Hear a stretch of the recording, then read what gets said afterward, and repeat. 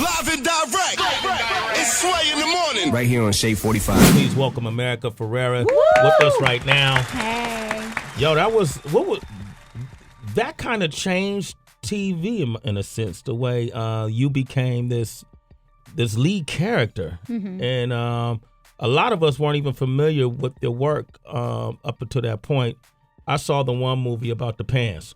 Sisterhood of the Traveling Pants. Yeah. But other than that, that kind of was your breaking out moment, was it? Yeah, I mean, there's nothing like television, the scope of TV, how many people see that, how many homes you're in. Mm-hmm. That was a different level. That was a different level. Was it, you were young, was it a lot of pressure on you to perform? Because you guys had such gigantic ratings initially, right? I was 21 when I started. So then I thought I was like so old and I'd been waiting forever to like get my break. So I felt, like it was late. But yes, now I think about it, I was a child. But I didn't see it that way. I loved acting so much and I loved working so much, and the work was grueling. It was sometimes 20-hour-long days. And so for me, I was having such a specific experience of it. And it took me so long to even realize like the world was watching it, you know? Yeah. So. It's interesting because I think one of the, it's a lot, they say, what's in the name? But it's a lot that could be said about names, like Heather B. We go somewhere and I say, that's Heather B. They could look at her until I say, that's Heather B. Oh, Heather B. They'll they see your name. You're embarrassing me right now. No, I'm sorry. Okay. But your name, America, is such an unforgettable, for obvious reasons, unforgettable name. But you didn't always like your name, right? No, my God, it was so hard growing up with that name. Kids made fun. I mean, kids are cruel, Like, what kind of jokes would they say about you? I mean, they'd sing patriotic songs, or they'd face me for the Pledge of Allegiance in the morning. Oh, that's kind of funny though. Yeah, well, funny to you. It wasn't funny to me growing up. So instead, I used my middle name, which is Georgina. So my family calls me Georgie. That's how I grew up. Yeah. But once I left high school, I thought, all right, I'll start using my real name. Yes, yeah, because you know what, you probably wouldn't get a job with the name Georgina Ferrera. Oh my gosh, I mean, America is so much more explosive, right? It's easier. It's easier. It looks good on the headlines. Definitely. Now, America, you were saying how when you started Ugly Betty, you were 21, and that was your big television debut.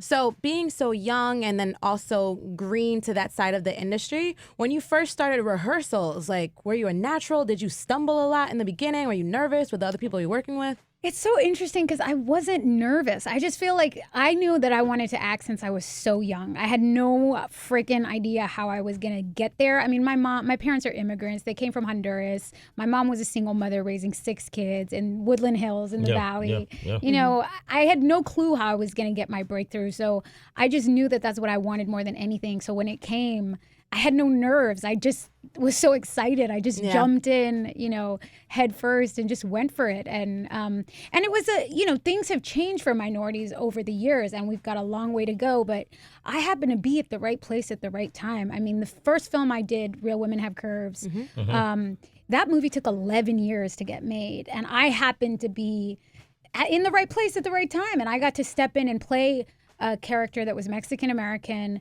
and it wasn't the stereotype, it was a real character, real people, real stories who just happened to be Latino. And it wasn't about, me being the maid or the daughter of the gardener or the pregnant chola number 3 or whatever in CSI. You wasn't making burritos or nothing.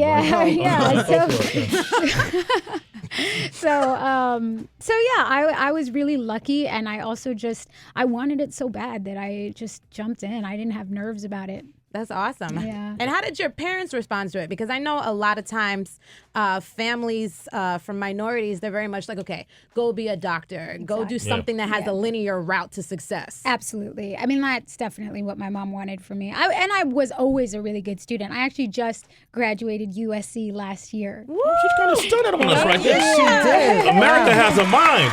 Yeah. Well, I started school right out of high school, and I was working throughout. And then once I started Ugly Betty, there was no way I could go to school and do the show. And so I had to take a leave. But then when the show was done, I promised myself I'd go back and finish. So I did. And I graduated. And I was getting my diploma was such an amazing moment for me. I thought, God, I didn't think this would make me feel so emotional and proud, but I was really proud. You know, it's important that we get our education and that we finish what we start. That's what we've been telling Lil Bibby, rapper out of Chicago. He's going to get his education. You went to El Camino High? I went to El Camino, yeah. Yeah, I play basketball every Sunday in the gym. Yeah. Yo, America, it might be related. I'm just saying, it's just right down the street.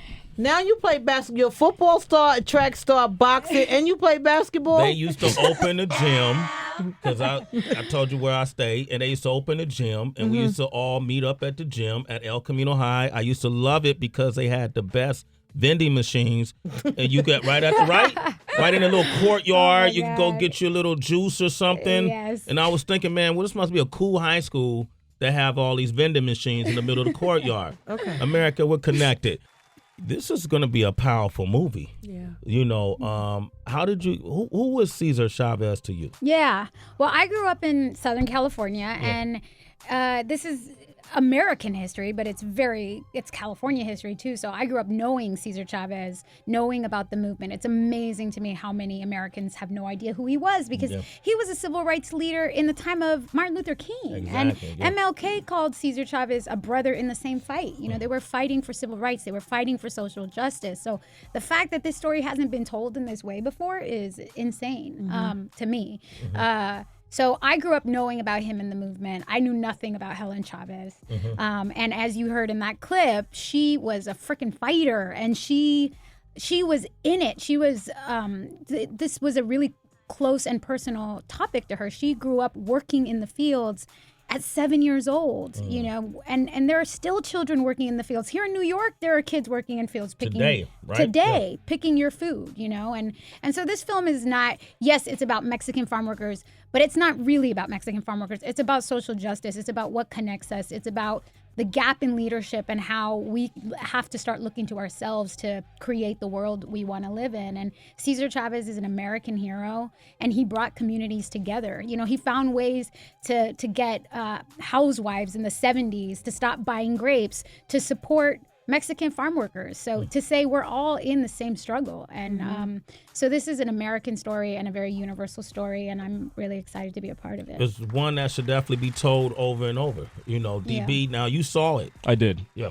And I found it interesting that, you know, with all the sacrifices that Cesar made and the years he spent fighting for the farm workers' rights and everything, came at the expense of the relationship with his oldest son, Fernando. And by the end of the movie, Fernando has pretty much moved on from the family. So I was wondering, did they ever reconnect and reconcile that relationship? You know, I don't know exactly what went down between Fernando and Cesar, like towards the end of his life, but I think now there's more communication between Fernando and the family, and it was a really personal story to them. Diego Luna directed this, and we all know him as an actor, but he's starting to become a director, and you know, he's a father, and for him, he wanted to make a story about a man. He wanted to make a story about, like you said, a person, just like the rest of us, wasn't born a leader, wasn't born an icon. He was born a person, and he had to make sacrifices from his own kids, for his own family, to create the change that he did. And I think that that's an empowering way to tell the story, which is we're not born leaders. We have to make the choice to lead. And so there were a lot of sacrifices that were made. And I know for Diego, it was important for him to show, you know, what the cost was for Cesar to be who he was and who he became, you know, at the expense of sometimes the relationships with his own family. And did you get to speak to Helen before making the film? I did, yeah. She's still alive. She's 86. She's amazing. And yeah, it was so special to get to talk to her and hear her. You know, I think the thing that came across so clearly when I spent time with her was how fresh it all is for her. You know, for us, it's in the history books, but for her, this is her life. And Cesar was and will always be her partner. You know, they got married at 19. They had 8 kids, as you'll see in the movie. And that was her life partner, and she lost him really soon. She lost him at 66, and she believes it was due to the health risks of the fasting that he did. You'll see in the movie he does one of his fasts, but he did many throughout his life, and she believes that it weakened him, and ultimately that's what he died of. So we lost him too soon, and that was another sacrifice that he made for this movement. He believed in nonviolence. He studied MLK. He studied Gandhi, you know, and this was an uneducated boy who grew up in the fields, you know, that he decided he was going to be a leader. He was going to read books. He was going to teach himself how to organize the illiterate and uneducated farm workers. America Ferrera is with us. Heather, I know you had a question, right? Yeah, real quick. You spoke to Helen Chavez. You played a wife in this film. You cracked me up in Our Family Wedding. I just thought you were so funny in that with Lance Gross. You're a married woman in this industry. How is it for you choosing roles? Does that come into play at all? It's interesting. Yeah, that's an interesting question. I mean, I've been married now 2.5 years, although I've been with my husband for 9 years now. And, you know, it's a funny balance. You know, it is work. And he's in the same industry. He's a writer director, so he gets it to a certain degree. But it's always going to be awkward when you have to have intimate scenes. Yeah. You know, sometimes, and then it's almost even more awkward when they're as handsome as Lance is. Yeah. I was getting to that. It's almost more awkward because you're nervous and you have to pretend that you really don't want to do it. But Lance was such a sweetheart, and obviously, like, not a sight for sore eyes. Like, really a handful. He's all right. Hater. I got with Lance recently. Women love him. Little girls love Lance. Yeah. Did your husband have to watch the scenes? Did y'all watch the scenes together? What you did with Lance? Yeah, Ryan came to the premiere and sat next to me. Wasn't awkward, no? No. Okay, great. You're making it awkward right now. That's right. There's something going on. No, I'm joking. Vincente is in New Mexico. Vincente, good morning. How you doing? Good morning. How y'all doing this morning? Good morning. Hi. Hey. What's up? Tell them, man. I just want to give a big saludo, man, to Señor America, man. It's not often that powerful Latina women come out on big roles like this, man. My father was a field worker, and he pushed me to educate myself, and here I am today, grossing 6 figures. I just want to say thank you. Continue the hard work, and God bless. Thank you so much. And I just want to say real quick is, you know, this was a super hard movie to get made. Like I said, like, this is the first time the story is being told. And if it weren't for Diego Luna, who knows if this movie would be made today. But it's so important that when we succeed in getting a movie like this made, that our communities show up to support it. You know, that Latinos, that Blacks, that minorities show up to say, we want to see diversity. We want to see ourselves reflected in the tickets that we go buy. And so the support and the success of this film will make it possible to keep making stories about our diverse communities. So I hope that that our community shows up to vote with their ticket buying, with their money, and say, this is what we want to see more of. So yeah, America Ferrera, man. Yeah, when you run for office, I'm voting for you. I see it happening. What's next for you, too, besides the movie? I started producing. I produced a film that I'm also starring in that's going to premiere at the Tribeca Film Festival in April. Congratulations. Also, I got to come back and do the same voice for How to Train Your Dragon 2. I don't know if you guys saw the first How to Train Your Dragon. It's so much fun. I get to play a kick-ass Viking in that, and that's coming out in June. But I'm sort of moving towards producing more film and television projects. Well, congratulations. Yeah. We're all going to the movie theaters on the 28th. Cesar Chavez. Make sure you guys go out and support the story, support the movie, support America, and thank you for coming by, all right? Thank you. This is my Valley homie right here, Heather B. I know, Sway. All right? You're listening to Sway in the morning on Shade 45.